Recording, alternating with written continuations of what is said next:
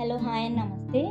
నోటికి పుల్ల పుల్లగా కారం కారంగా అలాగే 10 నిమిషాల్లో చాలా ఈజీగా రుచిగా చుక్కకూర పచ్చడి అనేది ఎలా చేసుకోవచ్చో ఈ వీడియోలో చూద్దాం. ముందుగా దానికోసం చిన్న సైజులో 4 కట్టలని చుక్కకూరని శుభ్రంగా కడుక్కొని ఇలా కట్ చేసి పెట్టుకోండి. అలాగే మీడియం సైజులో టమాటాని కూడా కట్ చేసుకోండి. మీ కారానికి తగ్గట్టుగా పచ్చిమిరపకాయలని కచ్చాపచ్చా మిక్సీ చేసి పక్కన పెట్టుకోండి. ఇప్పుడు స్టవ్ మీద ప్యాన్ పెట్టి ఆయిల్ యాడ్ చేసుకుని ఆయిల్ హీట్ అయిన తర్వాత ఇందాక మిక్సీ చేసి పెట్టుకున్న పచ్చిమిర్చిని ఇందులో యాడ్ చేసి ఫ్రై చేసుకోండి. అది కాస్త ఫ్రై అయిన తర్వాత కట్ చేసి పెట్టుకున్న చుక్కకూరను కూడా ఇందులో యాడ్ చేసి అలాగే కట్ చేసి పెట్టుకున్న టమాటా ముక్కలను కూడా ఇందులో యాడ్ చేసుకోండి. దీంట్లో 1/2 టీ స్పూన్ పసుపు, మీ రుచికి సరిపడా ఉప్పు యాడ్ చేసి బాగా కలిసేలా కలుపుకొని 10 నిమిషాల పాటు మూత పెట్టి మధ్య మధ్యలో కలుపుకుంటూ దీన్ని ఈ విధంగా ఫ్రై చేసుకోండి. ఇప్పుడు దీంట్లో 1/2 టీ స్పూన్ లేదా 1/2 టేబుల్ స్పూన్ వరకు కారాన్ని యాడ్ చేసుకుని 2-3 నిమిషాల పాటు ఆయిల్ అనేది పైకి తేలేంత వరకు ఈ చుక్కకూరని ఫ్రై చేసుకోండి.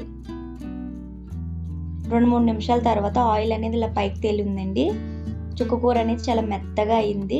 మనం దీన్ని మిక్సీ కూడా చేసుకోవసరం లేదండి, మిక్సీతో కూడా పని లేదు. ఇప్పుడు ఈ చుక్కకూరకి మనం తాలింపు పెట్టాలండి.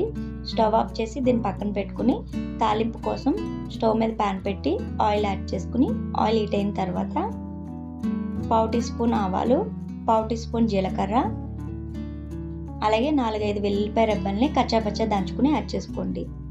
అవి కాస్త ఫ్రై అయిన తర్వాత ఎండుమిర్చి, కరివేపాకు కూడా వేసి ఫ్రై చేసుకోండి. అలాగే చిటికెడు ఇంగువను కూడా యాడ్ చేసుకోండి. ఇంగువ అనేది కంపల్సరీ వేసుకోండి. చుక్కకూరకి టేస్ట్ అనేది చాలా బాగుంటుంది పచ్చళ్ళలో. అలా ఫ్రై అయిన తర్వాత తాలింపు ఇందాక మనం మగ్గపెట్టి పెట్టుకున్న చుక్కకూరని ఇందులో యాడ్ చేసి ఒకసారి బాగా కలిసేలా కలుపుకొని ఉప్పు సరిపోయిందో లేదో చూసుకుని అడ్జస్ట్ చేసుకుని ఇప్పుడు స్టవ్ ఆఫ్ చేసి ఇలా సన్నగా పొడవుగా కట్ చేసుకుని ఒక ఆనియన్ని ఇందులో యాడ్ చేసుకోండి. ఇప్పుడు ఇదంతా బాగా కలిసేలా కలుపుకొని సర్వ్ చేసుకోండి. పూర్తిగా చల్లారిన తర్వాత అంతే అండి, చాలా ఈజీగా 10 నిమిషాలు మిక్సీతో పని లేకుండా చక్కగా రెడీ అయిపోయిందండి. ఇలా వేడి వేడి అన్నంలో సర్వ్ చేసుకొని తింటే చాలా టేస్ట్ బాగుంటుంది. మీరు తప్పకుండా ట్రై చేయండి. మీరు ఫ్రిడ్జ్లో పెట్టినట్లయితే ఈ పచ్చడి 2-3 రోజుల పాటు నిల్వ ఉంటుందండి. మీకు ఈ రెసిపీ కనుక నచ్చినట్లయితే ట్రై చేసి ఎలా వచ్చిందో కామెంట్ చేయండి.